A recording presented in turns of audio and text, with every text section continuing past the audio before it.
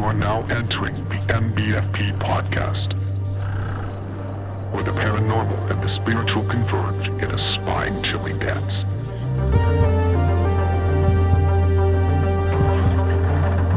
This is not a journey for the faint of heart, but for those who dare to challenge the boundaries of the known and face the unsettling truths around us. Join us as we navigate the blurred lines between faith and fear.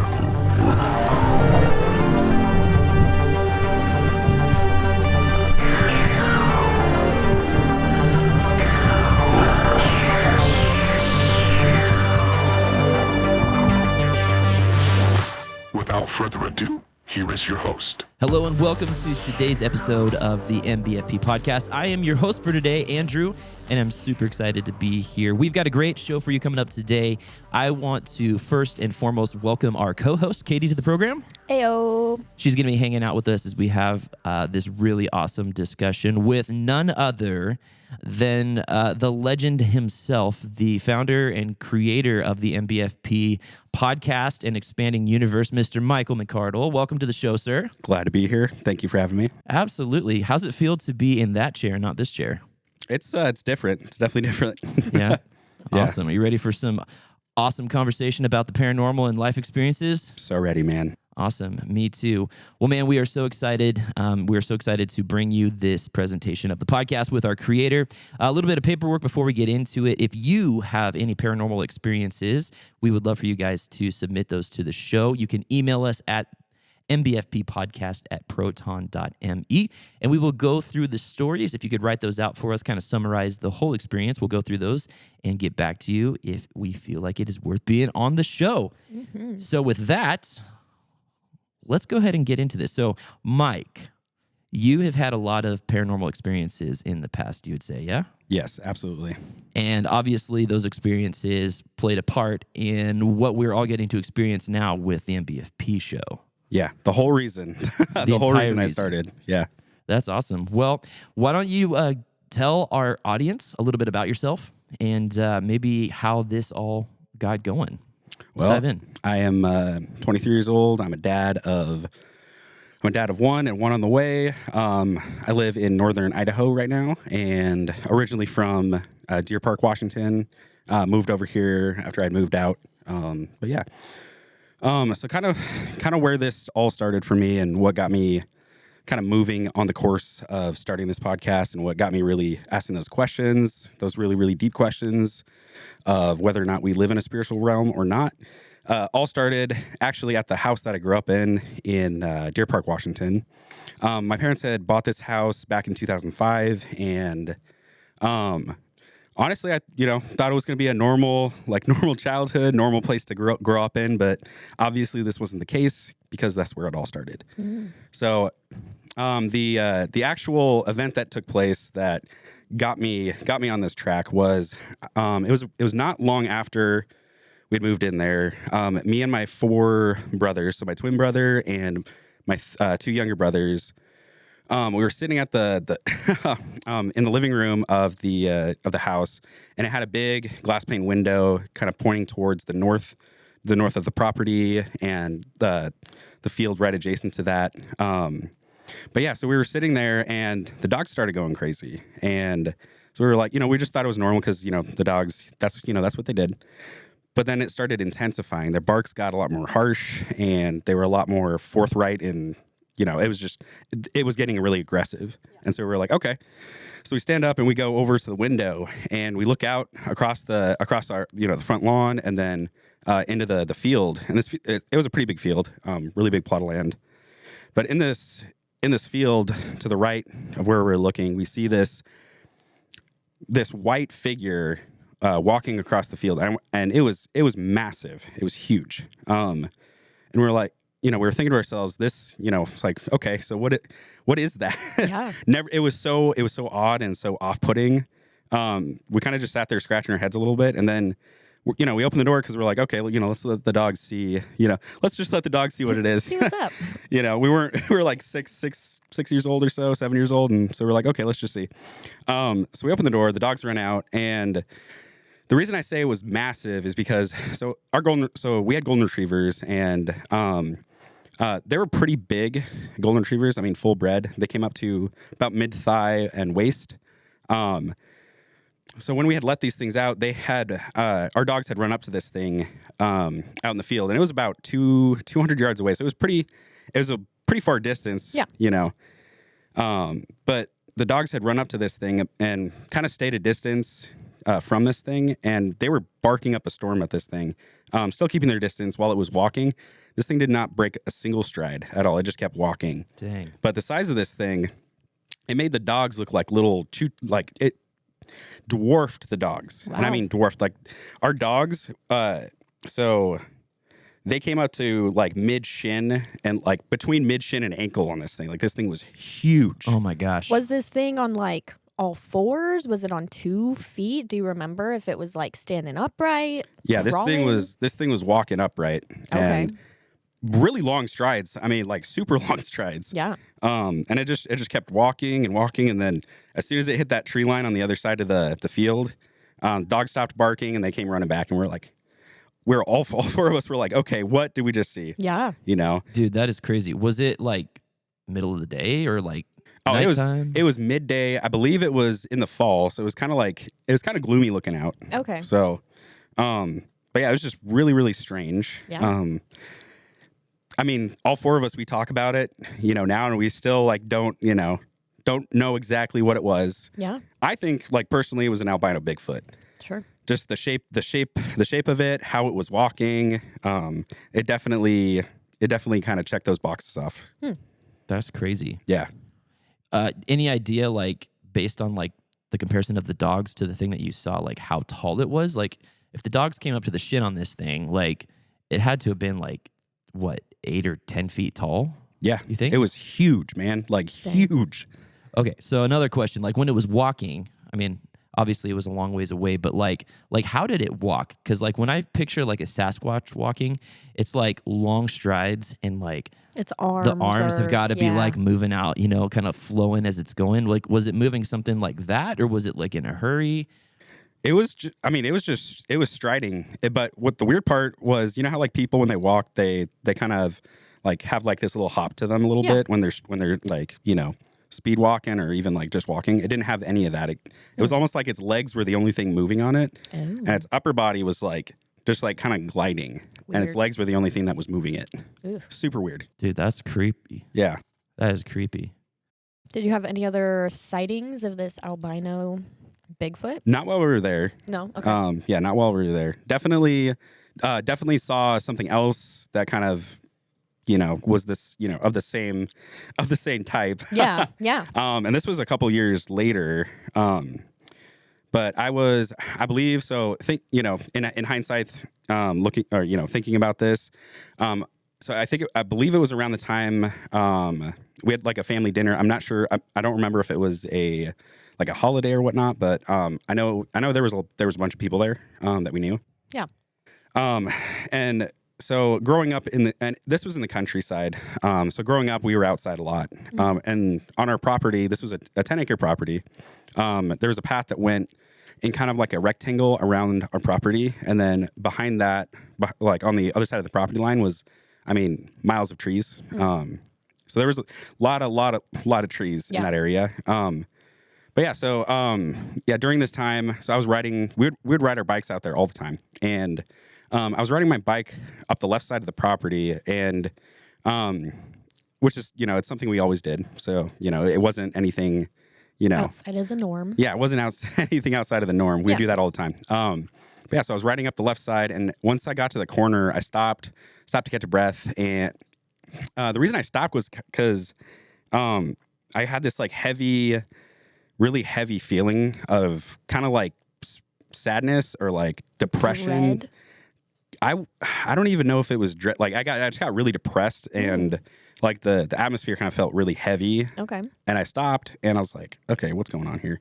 I'm like looking around. I looked to the right, and then I looked to the left on my left side, and it was weird. This was super weird. Is I didn't see anything coming up to the corner, so it really caught me off guard when I looked to the left and I see this gigantic creature standing it was about 20 feet away from me. So I got, oh my gosh, I got the full frontal view of this thing, and like details down to like, like where the hairline stopped, where, Wow. like how like I could see the muscles through the hair. Oof. Huge creature, and this thing was on 2 legs. It was bipedal. It stood about 9. I mean, and I'm judging this as an adult now. It was about 8 or 9 feet tall. I'm not exactly sure how tall it was, obviously. But it was big. But it was big. It was huge. It made me look like a child, like like a baby compared to this thing. Wow. But it had its arm and hand resting on a fallen tree that was right next to it. Yeah. And it wasn't leaning on it. It was just like almost like it was showing me like its bicep, I guess. It was like showing off it was his almost muscles, like man. yeah. He's It was just flexing. Yeah, just flexing, Just flexing for this young kid on a bike. yeah. But this thing was covered in hair, like really, really, really long hair. So like 6 or 7 inches long. And it was dark. It was brown. It was like brownish hair. Okay. There's no specks of any other color in it, but just brown, just covered in brown hair. Kind of reminds me of like Chewbacca a little bit, Okay. Yes. Yeah. Yes. So but I could see the definition of the muscles through the hair. I could tell it had like the biggest arms I've ever seen, like huge. Wow. He was ripped. Yeah, and its hands were big too. Like its hand wrapped around this tree, like a baseball bat, man. And this was a pretty decent sized fallen tree, Dang. But anyway, so I'm looking at this thing for like 30, what I think was 30 seconds. I think it was less just because of the type of fear it put over me when I saw this thing. And I mean, like I could not breathe normally. I was very silently like pushing my breath out, like almost like I wasn't wanting it to hear me breathe. Yeah. And it just really, it frightened me. And it was it was random because I didn't see this thing coming up, and it almost like it was just there or like appeared there. Yeah, it just came out of nowhere. Yeah. Anyway, so I was sitting there for about 10 seconds or so, and then what made me sprint or turn my bike around was a smile like crept up on its face. Ew. And it was as if it like wanted to kill me. Like the amount of hate emanating off of this thing, it was startling, and as a kid, it was even more. I had nightmares about it. I still get like vivid dreams about like Sasquatch in that area. Crazy. And it's always in that area. It's weird. It's always in on my parents' property. But anyway, so this smile, it wasn't a normal smile. Like its smile came up to its ears. Like it almost like it could open its jaws wider than normal. Dude, like Cheshire Cat style. Like Cheshire, yeah, exactly. That like is the Cheshire freaky. Cat. That's super freaky. Oh my goodness. But I could see the saliva on its teeth, like, it was, and I saw its incisors, and its incisors were like massive, like almost like fangs. But what's weird is like the rest of the teeth were like human-like. Oh. So they weren't like canine or, like a bear, but they were like just normal teeth, like regular like molars and regular like front teeth. And the only thing that was different on it was its fangs, and they were just massive, Just huge. yeah. That's crazy. Dude, Ew. so what did you do? So, well, as a 6-7-year-old kid, I turned my bike around and I tore out of there. And come to find out, like, I mean, I was going so fast, and it was, it's not a really flat property where that was at. So there's a lot of bumps and like, little hills, going back to the house. So I ended up catching my shin on the bike pedal, and I actually have a scar from it. I checked.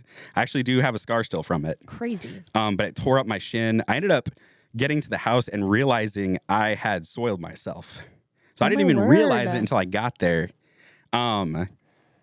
And I remember coming in and being like so embarrassed and like, coming up to my like mom and dad and be like, I kind of like, soiled myself. Yeah. And I don't remember who else of the family I told this to. I just remember being so embarrassed, and if I went off spouting like what I saw, I feel like I'd be, chastised and, Well, probably Like I was written off like a crazy person. exactly. Even at like or 7. or like a 7-year-old, like, oh, you just have like a really vivid imagination or whatever. Totally. you Yeah, know? that's probably more realistic. Yeah. Oh, it's just your imagination. Yeah. You're just seeing things that aren't there. I've always said though, now that I have kids myself, like kids can see things that we can't. Like they Oh, will totally. show themselves to kids for some weird reason.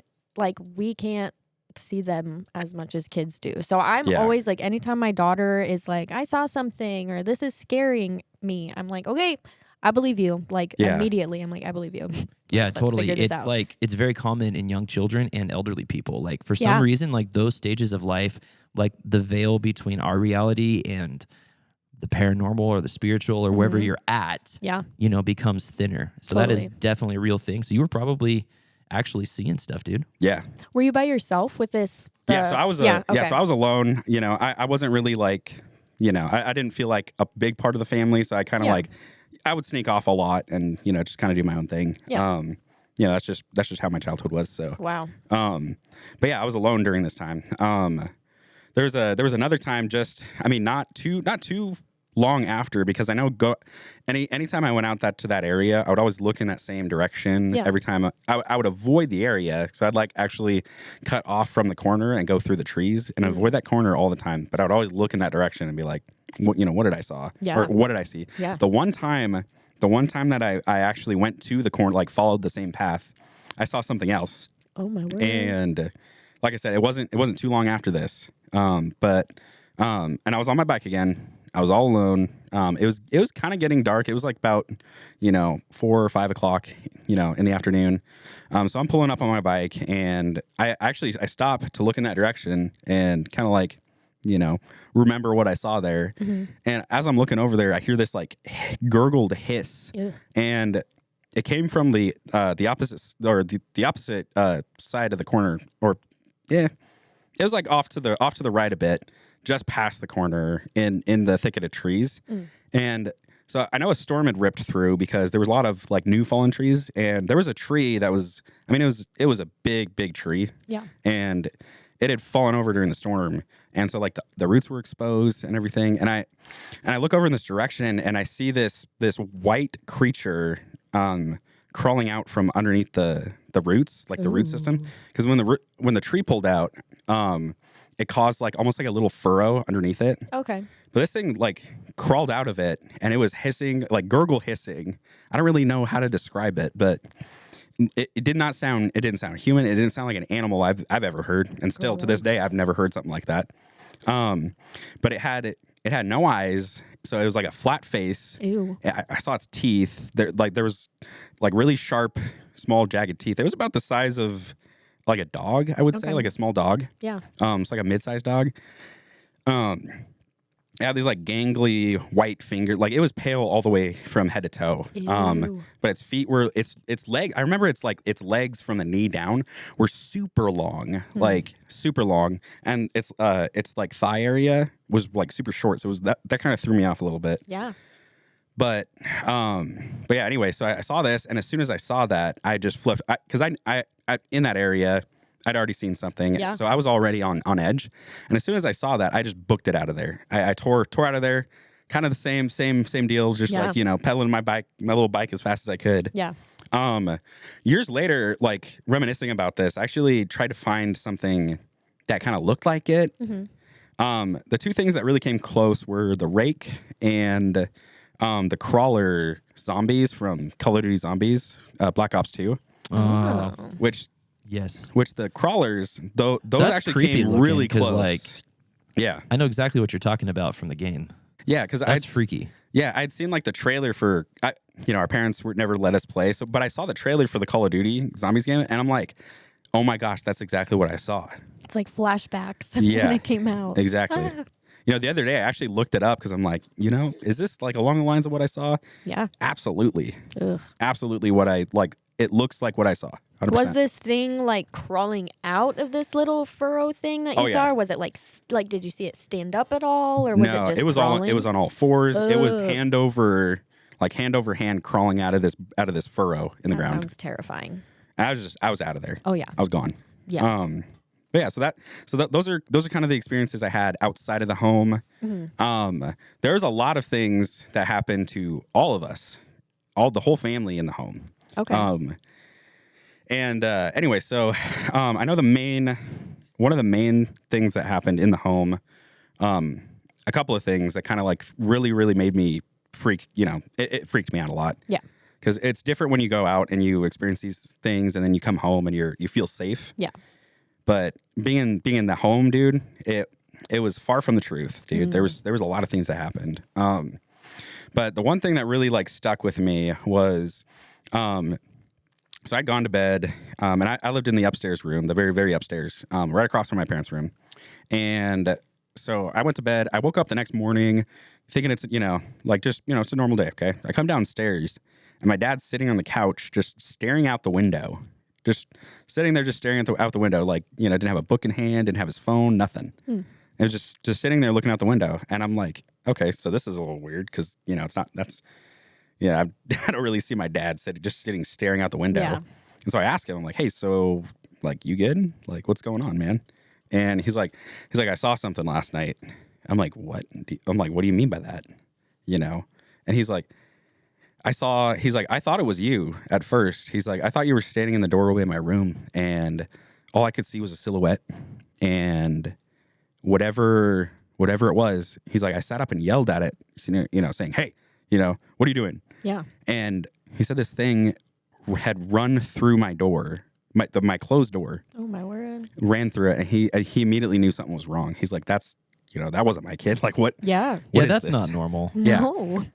And it's funny because a few months ago, I was bringing it up and, just in, conversation.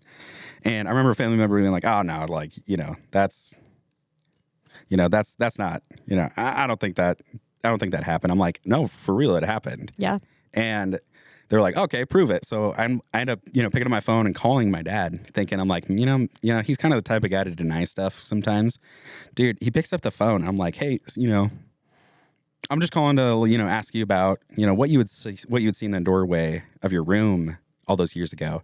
And dude, he didn't even bat an eye. He's like, yeah, I actually, I did see something. Wow. And so he ended up describing it for us and, told him about that, or told us about that experience. And he actually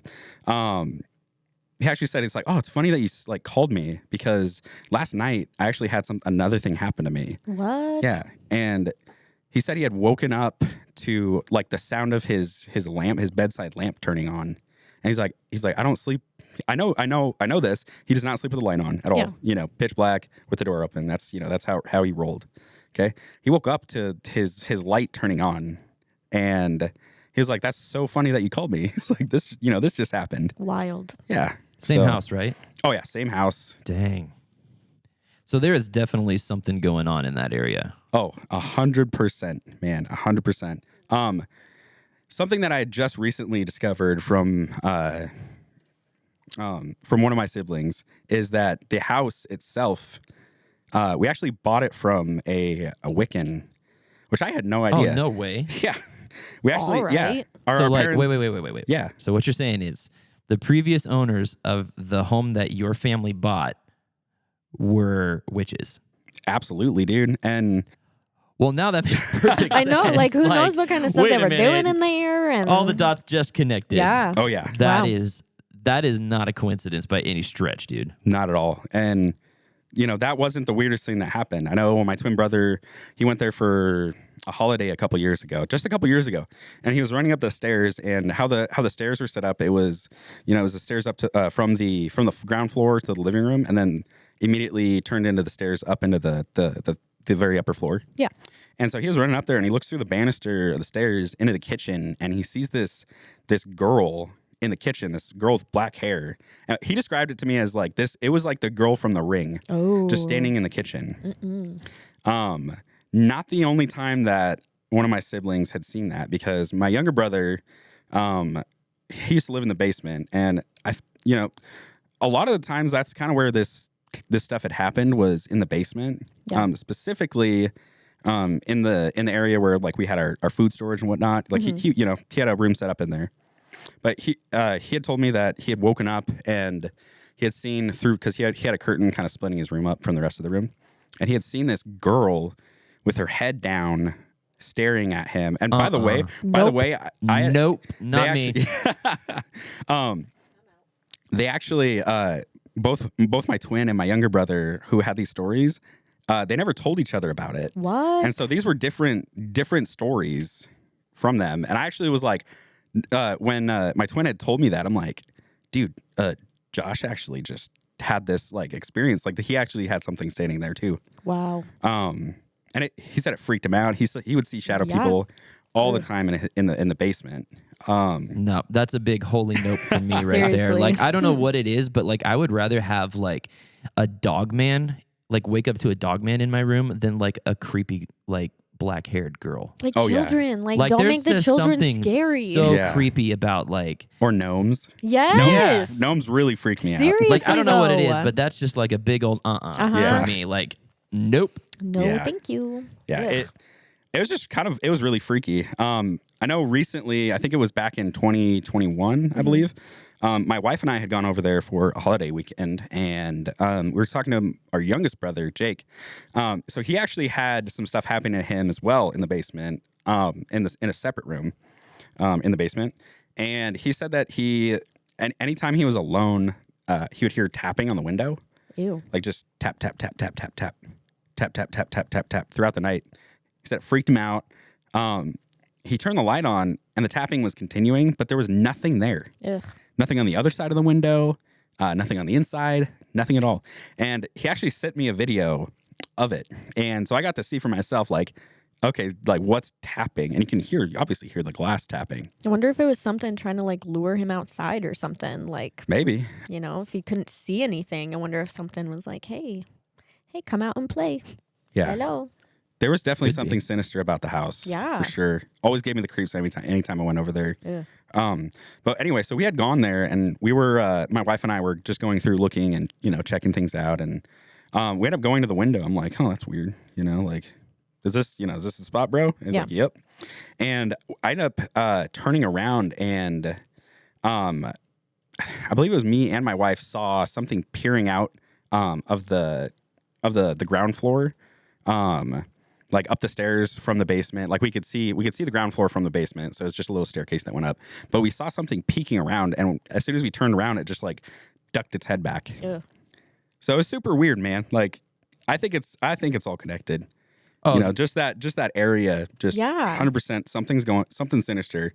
Has going on your there. mom ever said anything? Because I'm like, they still live in this house, man. Like, is this something that they're just cool with? They're I just haven't like asked her. accepting it. Like, yeah, our house is haunted, or there's these things that live around here, but it's fine. Like, I I'd be mean- like, I'm out. I'm pretty sure that they've both experienced stuff. Yeah. Especially since they live there alone now. Yeah. I guarantee stuff happens all the time. Oof. definitely. So I wonder, like, I'm curious, right? Like, so the people that lived in the house before you guys did, known witches. So obviously there was something going on there. So like for me, it's almost like light bulb, cha-ching. Like no wonder all this stuff is going on. Yeah. But I'm wondering, like, because there was also some of this like supernatural stuff going on, like outside of the actual dwelling. Mm-hmm. Like, bro, do you Yeah. think there's like possibly like some sort of like portal in that area? Ah. Because like you hear about these experiences where like somebody experienced something out of the blue on their property one time and that's their experience, but like you've just rattled off like 4 or 5 Yeah. from the exact same piece of property. Everything from like shadow people to Bigfoot. to Bigfoot. Like there's rake. got to be something going on in that area, and it makes me think that it's more than just the people who lived there before you did. Yeah. Maybe they lived there because they knew it was a hotbed for this kind of stuff, which would make their magic more potent. Maybe. Maybe. I don't know. Hmm. We'll never know. Yeah. That's interesting. Huh. All we know is that there's weird stuff that goes on all the time. Yeah. That's Crazy. wild. So, man, this is already starting to form a great foundation for the person that Mike is today. And I don't know how you go through living in a place like that and experiencing these things, sounds like kind of on the regular, Yeah. and not just go, wait a minute, like there's more to life than meets the eye. So like, was that kind of like the launch pad for all this? Like, was there other seasons after that really amplified this pursuit for you? Like, what was kind of the next thing after all these experiences at home? So that was just the knocking on the door for me, just seeing all that. Because I was a kid, so I didn't really understand anything about demons Yeah. or the spiritual realm at all. typical, right? Yep. What really kind of opened the door for me was so I had gone to work at a Bible camp up in northern Washington, much farther north in Cusick. Okay, I'm not going to name the camp just to kind of keep it keep it out of the keep it out of the ball range here. But so I was about 15 years old when this happened. I kind of wanted a job, right after summer or during the summer, to make some extra cash and kind of get away from the family a little bit. Yeah. This camp, it was a great place. They hired on, all sorts of people. It was a Bible camp. They would have a bunch of camps, really, really big camp. But kind of the history of this camp kind of plays a little bit into it, because that's the first thing that we learned during our orientation week was the history. And the history of this camp was it used to be called the town of Jared, and it was an old mining town because it was on the edge of the river, the Pondery River.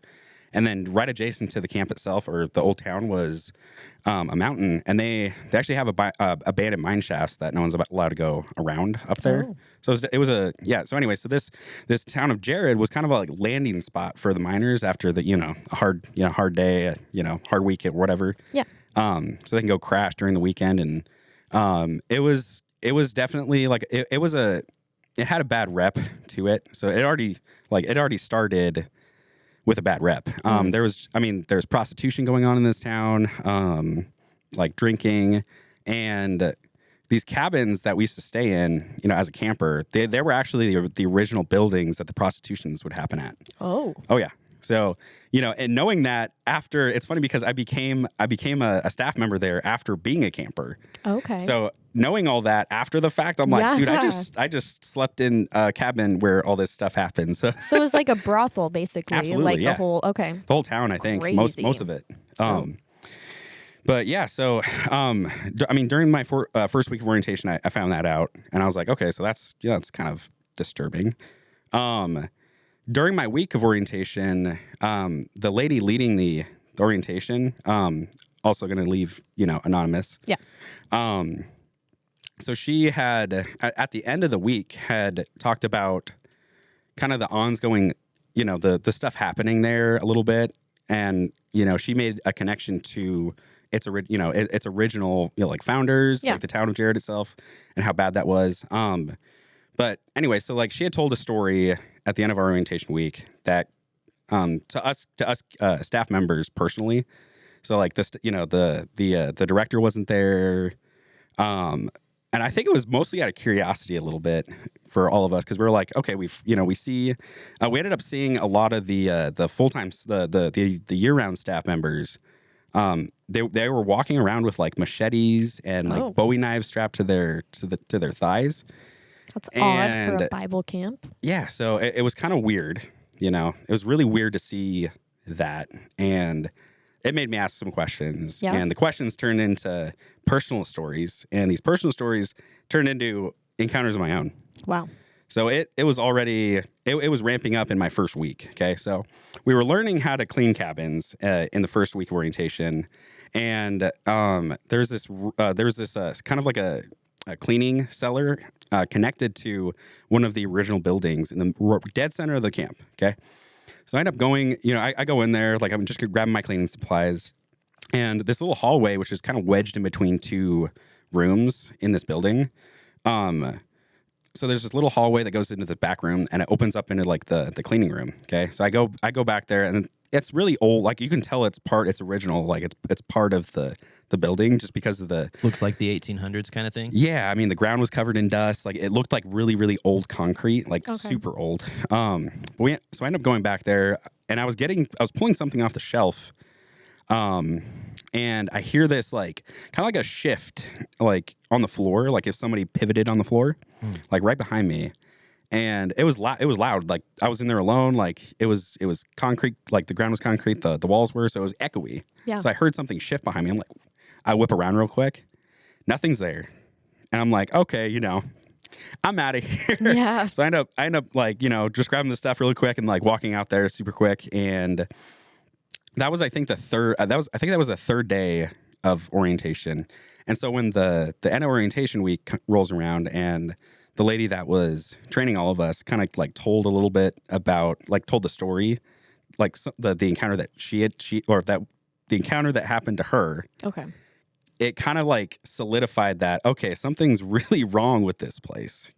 So the secondhand encounter that she had was how the camp is set up. It's split up into lower campus and upper campus, and there's a highway that runs right through it. And Okay. so you got the lower campus, which is the original grounds of the town of Jared, and then the upper campus, which it's pretty new, but that's kind of like it's kind of up the mountain a little bit. Okay. So it's more towards like the actual mines. That's where the new established second campus or upper campus was. Okay. So kind of up the pathway a little bit, just like on the right side of upper campus. Nestled on the right side of the path was the staff condo, and then the workshop right there, and then farther up, about 200 or 300 yards up the mountain a little bit, was the staff cabin, and that's where all the summer staff stayed. And that was split up into the boys' side, which was on the left side, and then the girls' side on the right side, and then the center, which was like the commune. So where everyone like watched movies and play games and stuff. Anyway, so that's kind of where she had her encounter. So she was there, and this was like 5 or 6 years prior to 2015. So this is like 2010, 11-ish. Okay.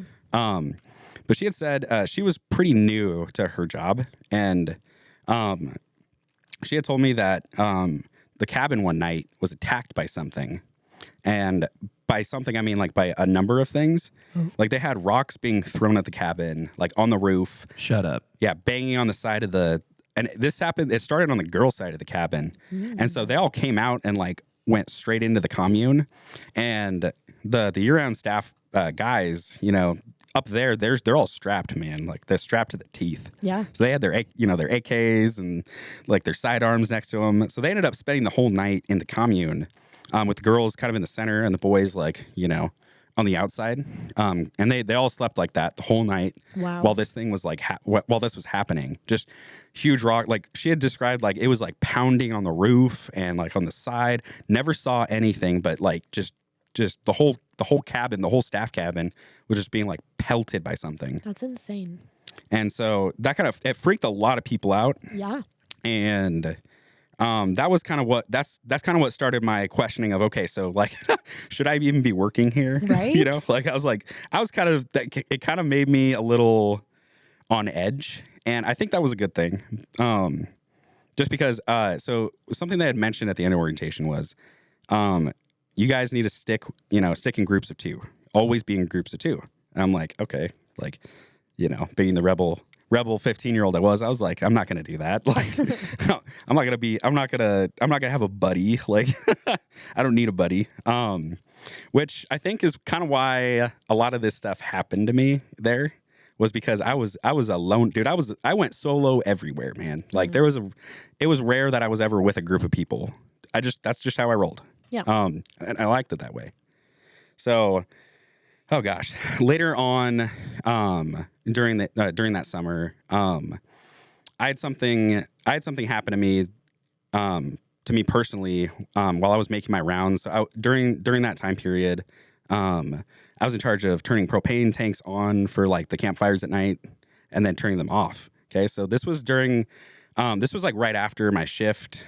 It was pretty late. I think it was like 9 o'clock, 10 o'clock at night. So I ended up going. I turned off my last propane tank. I went up to the staff cabin. I'm like, okay, this is boring.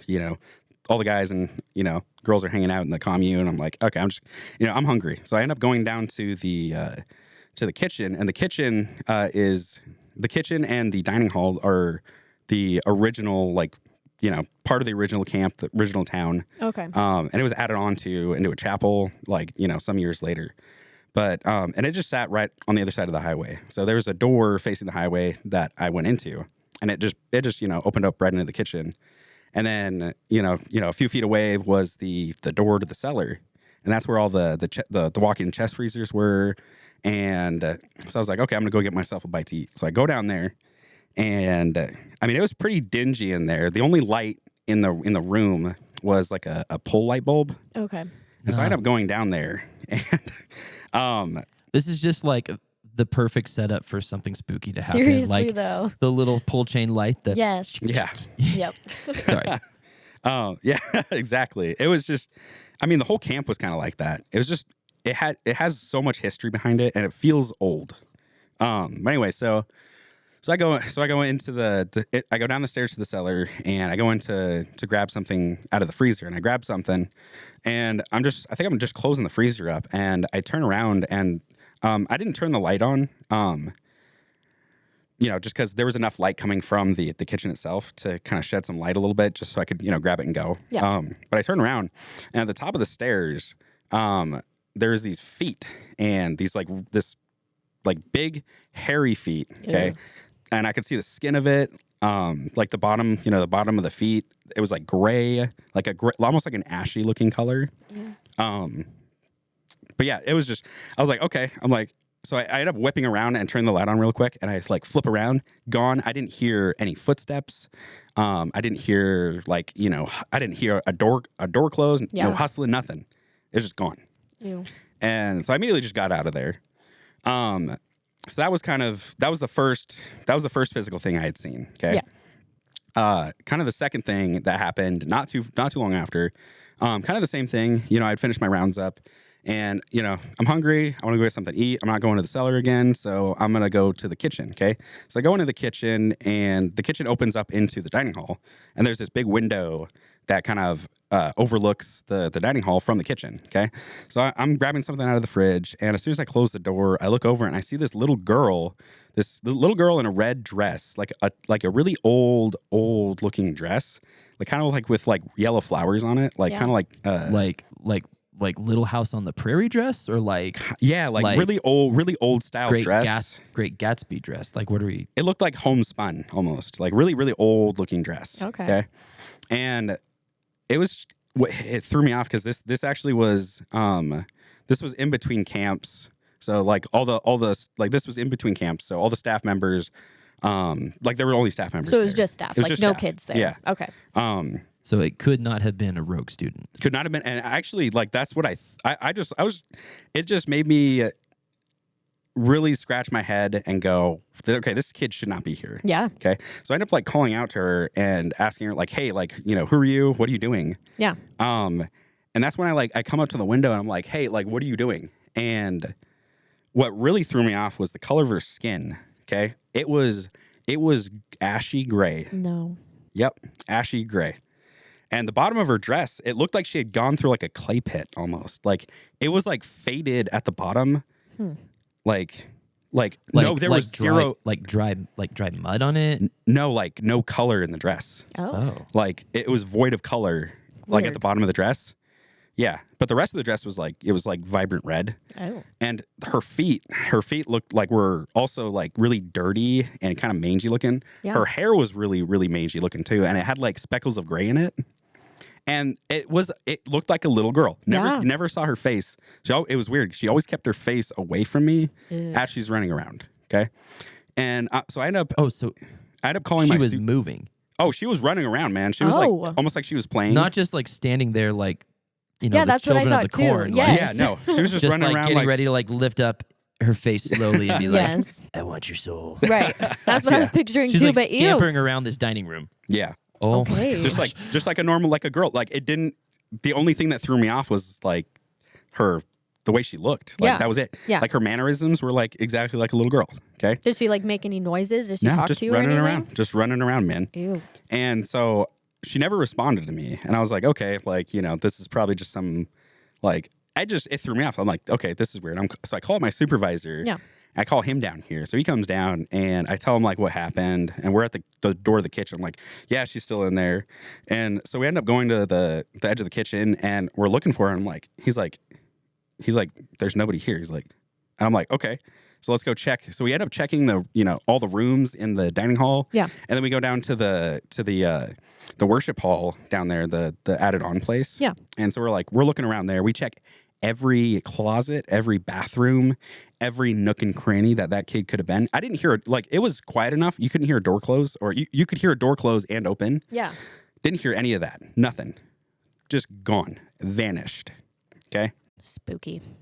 What really threw me off, was the color of the girl's skin matched the color of the feet that I saw at the top of the cellar stairs. Could it have been possible that it was the little girl's feet, or were they like way bigger? Oh, way bigger, dude. I mean, like Sasquatch big feet. Oh, wow. And it was, okay. and the hair was like, the hair of the feet were like flowing over. Oh, yeah, that's right. He Yeah. said the feet were hairy. Yes. Yeah, it's like really hairy, you know. But anyway, so that was the second thing that, that happened that made me go, okay, so this is going to be an interesting summer. Did your supervisor just think you were crazy then? Like when you guys looked around and couldn't find anything? Was he just like, okay, you're crazy, or No, so that's the like- weird thing. He just like he just kind of brushed it off. okay, He was like, oh, okay, like, whatever. obviously there's no one here. So he ends up, going back up. But I thought it was so weird, man. Yeah. But he didn't react like, oh, he didn't call anybody saying like, hey, there's a missing kid or anything. He just like shrugged it off like nothing happened. Had he been Wild. working there for a long time? Yeah, so him and his brothers. Okay, I'm not gonna name names, Yeah. but they had been there. I'm pretty sure their whole lives. I never really got a backstory from them, but they had things happen to them too. Okay. A lot of things, especially the middle brother and the youngest brother. So maybe this was just kind of like par for the course, and they don't really like have any explanation other than weird stuff happens here, and he's just Yeah. like, I'm going to bed. It's just another Tuesday for them, Yeah. you know? Yeah. He's like, we got a bunch of campers coming in tomorrow. yeah. Not going to worry about it. Yeah, Crazy though. I would feel like if you lived in a place like that where stuff like this did happen regular or on the regular, that if it was just like a mundane kind of experience, you probably would just shrug it off. Like, okay, no one's hurt. No one's freaked out. Except for Mike. Oh yeah, dude. Yeah. Yeah, I was on pins and needles, man. Yeah. My head was on a swivel after that. I'm just like trying to get in the headspace though of Yeah. your supervisor and just like understand like how he could just be like, well, okay, whatever. It was just, Well, again, if it they felt- grew up there, then yeah, Yeah. I'm sure this is stuff that they've seen like all the time, and it was probably just legit, like just Yeah. another Tuesday, like Yeah. just another day. Like, don't worry about these creepy things that you see. They're That's Whatever. just freaking crazy, dude. I Yeah. probably would have like wet myself. yeah, yep. Honestly. yeah. Yep. It's crazy. I don't know. The way he brushed it off like nothing happened, kind of made me go like, okay, like I was a make me 15-year-old. I'm like, okay, whatever. Yeah. But anyway, so that was the second thing that happened. The next major thing there was a few things in between. They're not really super important. What really kind of made me like super scared, like to the point where I actually wanted to go home. Yeah. Okay. So it was late that summer. It was kind of towards the end of the camp season. Me and the guys, we actually would go to the nearest town, which was, I think it was about 45 minutes away or so, 40 minutes south. It was the town of Newport. But yeah, so we had gone there, and we'd go there every once in a while just to grab food and then come back. We didn't have a curfew. So as a 15-year-old who grew up in a really tight knit house, Oh, you're gonna really spread your strict wings house. and fly, baby. Oh, dude, I was all for that, man. Freedom. Yeah. Yeah. Yeah.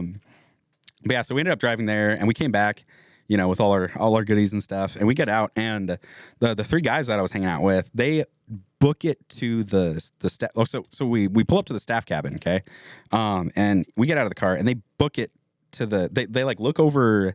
Like they look over the car and they immediately book it into the staff cabin, and I was like looking around, like, what are you guys like freaking out about? So I just wander right into the staff cabin, and I open the door, and they're like, "Oh my gosh, they're like, you're still alive?" Or like, did you not see that? Like, why didn't you run? And I'm like, what? What do you mean? Why didn't I run? And they're like, dude, we just saw like 4 shadow figures like coming out of the tree line, like 20 feet away. What? And I'm like, oh, thanks, guys. Like, why didn't you say anything? Right? Why didn't you just run? Like, we're saving ourselves. Like, I could have been booger snatched, Yeah. man. Like, Yeah, for real. but that made me really freaked out. Just their reactions Yeah. of it. It legitimately made me scared. I'm like, okay, I want to go home now. Like, I can't do this. Yeah. There's just too much happening. So anyway, so camp season ends, and a couple years pass. I end up going back up there. I think it was around 2017, 2018. And it was during the winter, so it was off season. There was only winter camps that would come in every once in a while. And I went up there with my buddy. He was a longtime friend. But we had stayed up there for a few weeks because we were, just kind of chilling out, earning a little money on the off season. Yeah. Just kind of like catering to those winter camps. Totally. And so he ends up having to take off to go home for like a week or two. And so I'm there alone. And just the fact of that kind of made me uncomfortable a little bit, but I was like, I'll be fine. I'll rough it. I'm bigger, I'm older. Like, I'm good. Okay. I have never been so wrong in my life. Like, so wrong, man.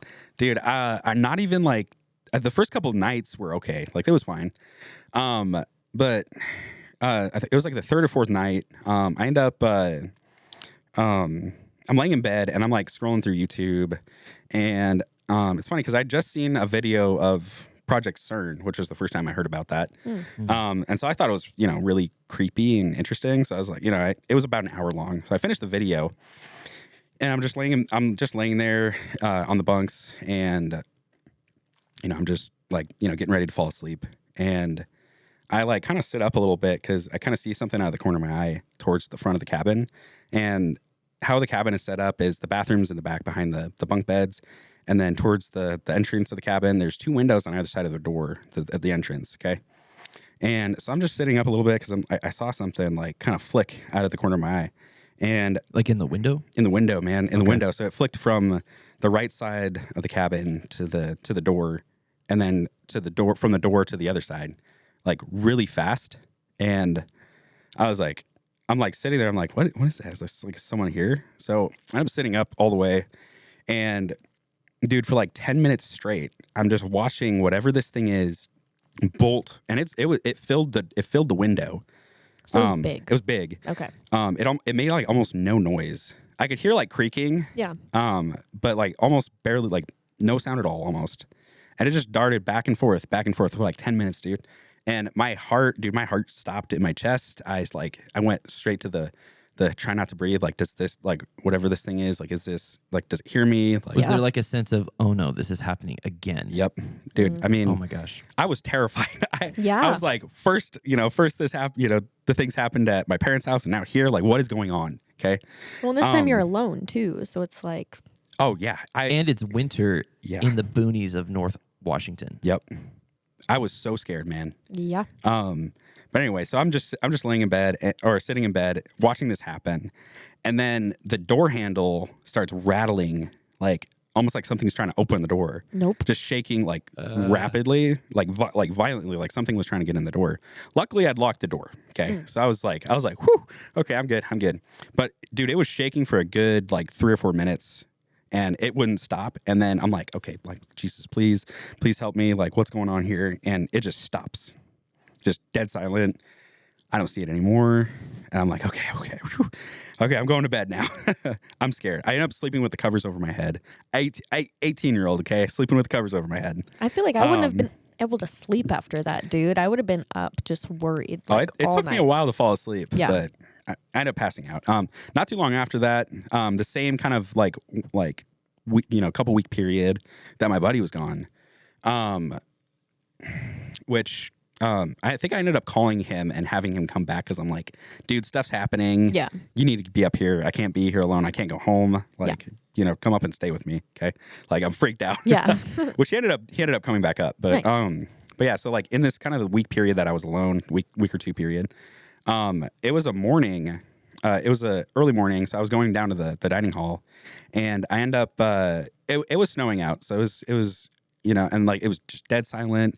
I'm walking down from the staff cabin and trudging along, going down for breakfast, and I look over while I'm on the path, and you know how I said like the staff condo was right here, and the right adjacent to that was the workshop. Yeah, that's a pretty big workshop. They do all their their small work on, or like their carpentry work in there. okay. For the entire camp. And it's a decent sized camp. Okay, so it's a big shop. Yeah. The door, it's just, the door itself was pretty big. It was a double wide barn door, so like the door slid open and stuff. Okay. So pretty big.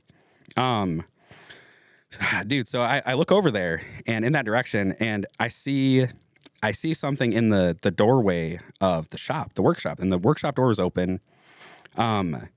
It was a silhouette of something, and something very sinister, like, and it was super tall.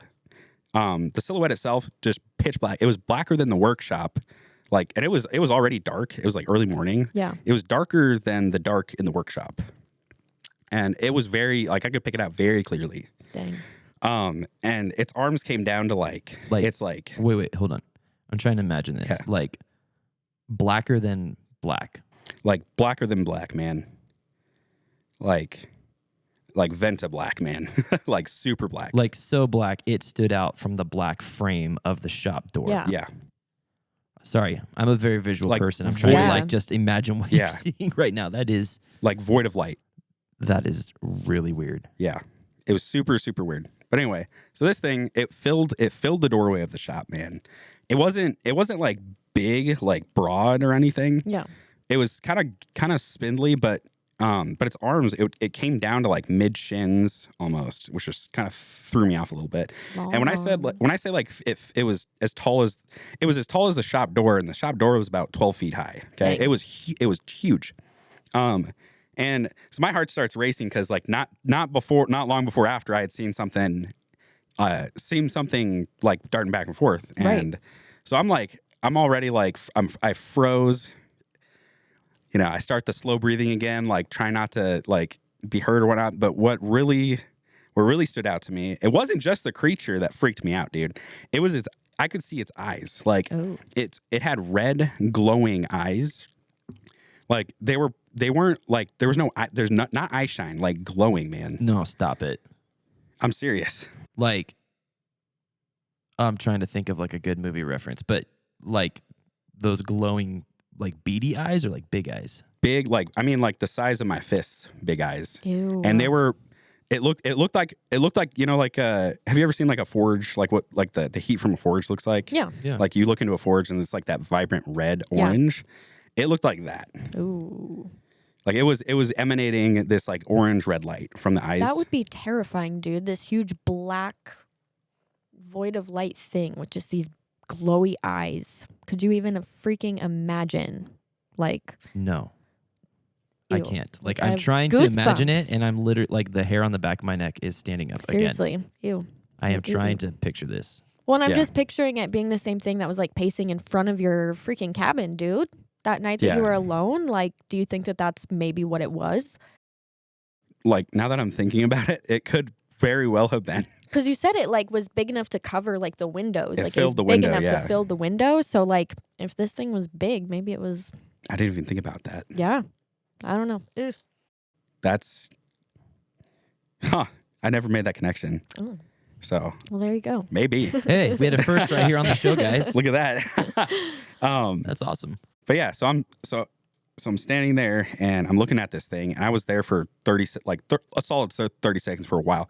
I'm like trying to figure out what this thing is because I had not seen this thing before, and I'm like, okay, time's up. I'm gone, dude. I book it down, like trudging through the snow, and I burst into the dining hall, into the kitchen, and some of the year-round staff were there, and I'm like, oh my gosh, guys, like you would not believe what I just saw, and so I end up telling them. What had happened, which I thought, I'm like, am I crazy? Like, Yeah. what, am I crazy? Like, what am I seeing here? And bro, they didn't even beat an eye. Like, they knew What? exactly what this thing was. They're like, oh yeah, you saw long arms. What? Yeah. So this is they know about it. They had seen this thing, and it's a pretty common occurrence. These things that happen at this camp happen like almost on a daily, like all the time. If you have worked at this camp, you know exactly what I'm talking about. Exactly what I'm talking about. It's just crazy that they know all this stuff is happening, but they're still every year like, yeah, kids, come. Like, come stay at this haunted campsite, like this haunted campground, and learn about Jesus. In prostitution cabins. Yes, that were that's just painted crazy. It just sounds like a recipe for disaster. Seriously, that's insane. Oh my word. Wow. That is crazy. So were there any other, like, I mean, not that these aren't just incredible in and of themselves, but like, did you have any other experiences while you're up there? So the summer the summer that I had started there, there was one thing that happened, that was kind of weird. But I kind of write it off as, I don't know, like, maybe it was something else, like maybe it was an animal, but, Yeah. so above the Ponderosa, or above the building, on the upper campus, they have a zip line. Okay. And past the zip line is it's like a structure, and we called it the watchtower. And, it was like a watchtower. It had stairs, like, zigzagging up and to like a platform that was like 30, 40 feet off the ground.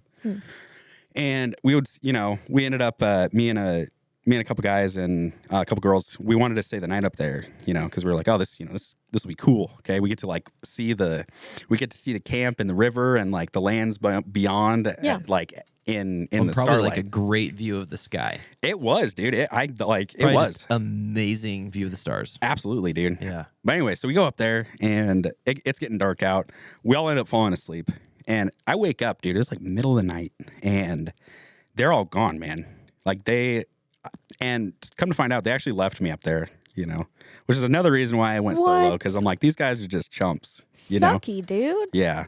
But anyway, so I'm up there alone, and I'm like, it's like middle of the night. I'm freezing my butt off. Yeah. And so I get up to go back down, and bro, I could hear something climbing those stairs that was like heavy. Oh no, Dude, heavy. And there was like 3 or 4 flights of stairs, All I could hear was thud, Just thud, oh. thud up the stairs, like up This the is like a stairs towards me. Scooby-Doo episode. And I'm freaking out. I start yelling. I'm like, hey, like, get out of here. Yeah. Like I'm Leave all me alone. alone. I am backed into a corner. And have nowhere to go because you're on top of this Yep. tower. Seriously. Oh my gosh. So I either face this thing or I jump off the tower, dude. Yeah. And I'm like freaking. I'm just yelling. I'm yelling. And whatever it was, it stopped on like the second floor and just silent. Like couldn't hear it. I'm like breathing really hard. I end up calling one of the guys that left me there. Yeah. And he's just laughing. He's like, oh, sorry, dude. Like, and they ended up coming back to pick me up. And I'm like, no, you guys are gonna have to come up and get me. Like, Yeah. I'm not coming down. And they're like, what? I'm like, and so I tell them, and they're like, oh, we're so sorry, dude. Like, we'll get you back. Like, it's good. It's all good. And so that was the only thing that was different. I didn't see anything, but I definitely heard something climbing those stairs. Did they tell you why they left? Like, did they leave because they felt scared, or was it just No, they just freaking okay? Yeah, Cool. they freaking like got me, like jumped me. Not cool. Yeah, it was dumb, and that was like kind of the main reason I didn't really hang out with them anyway. Yeah. It's just I was just solo, and I was cool with that. Yeah. But anyway, so that was kind of those were the only things that happened at the camp, really, for me. Oh, only things that I happened. know, those only things. Like it wasn't enough. Like that's a lot, and I can't believe you stayed. Like you decided to stay, and you went back after that. I'd be like, Yeah, nope, I did. Like I'm good. Actually, I'm I think good. that same year, I think it was the year after, I actually went back for my last year of camp. So Wow. So as a camper, so I felt a little better. Yeah. I was like, I've got enough people around me. Totally. I'm not staying out late. I'm good. Yeah. Yeah. Just gonna stay nice and cozy in these brothel cabins. Oh yeah, man. Snuggle up, Yeah. buttercup. Yeah. So that was the last thing that happened at the camp. That's crazy. Well, man, we actually just crossed over an hour, and I feel like there is more to the story behind the man, but y'all are going to have to come back to hear part 2 later. Where I would like to go and how I'd like to wrap this episode up is, can you tell us a little bit about why the podcast? Obviously you have all these experiences. that shapes you, that molds you, that creates a person, right? Yeah. And so, like, kind of what happened as a result of these experiences and what led you to get to the point where you're doing the podcast? Well, glad you asked. So I guess honestly, like what really made me want to start this podcast was the fact that, in our day and age, these kind of things happen to a lot of people, a lot of different people. And the fact that nobody really talks about them or hasn't talked about them before, it's kind of led me to this stage of these people need to hear about this because this stuff does happen a lot and to a lot of people. Okay. And the reason I started this podcast is because I wanted a platform where I could bring people on and have these discussions with people and let them know that this is a safe place to be able to talk about this, you know? And this, like, it isn't, they aren't the only ones, you know? I want them to know that. Like, this is, you guys aren't crazy, you know? This stuff does happen. And that's kind of why, that's why I wanted to start this podcast. I believe and during that time, honestly, I was going through a really rough patch. And I had just I had just given my life back to Christ during that time. And kind of after all these events that have happened, I've kind of felt the pull towards making this stuff known. I definitely feel a calling in this. And I feel like this podcast, this platform that I want people to share their stories on. This is definitely a calling for me. And I truly believe that. But yeah. Yeah, I think that it's always awesome to give a platform to the people who feel like they have no voice of their own. And I think that's really cool what you're doing with this. It's also really cool because we get to look at these things and connect the dots and compare them to other experiences and try to make sense of these things, and definitely looking at it through a biblical worldview as well. I think that it's really interesting that all this stuff happened at a Bible camp. Yeah. And what's crazy is that your experiences at this camp are not uncommon to a lot of other people that I've met who have had crazy experiences at Bible camps. And I personally have a theory about that. I can share that at a different time, so you'll have to come back to hear that as well. But it's just wild. Well, Mike, thank you so much for stepping out of this chair and sitting in the guest chair. It was a wonderful hour getting to sit and listen to these stories, and I cannot wait to pick it up for part 2. Kate, anything else you want to say to the audience today? Just thanks for hopping on and listening, guys. I do want to let you guys know that we are on all social media platforms. So if you do have a story or an experience you'd like to share, we would love to hear it. So you can find us on Instagram, Facebook, TikTok, YouTube, all under MBFP Podcast. And yeah, go ahead and subscribe. We'd love to hear from you guys. Yeah. Awesome. There's also one other resource. If you have your story already written, you can send an email to mbfppodcast@proton.me, and we'll review that as well. Today's been great. This was an awesome experience. Mike, once again, thank you so much for sharing part of your story with us today. And we look forward to part 2. Awesome. Thank you for having me. Absolutely. All right. Until the next time, we'll catch you later.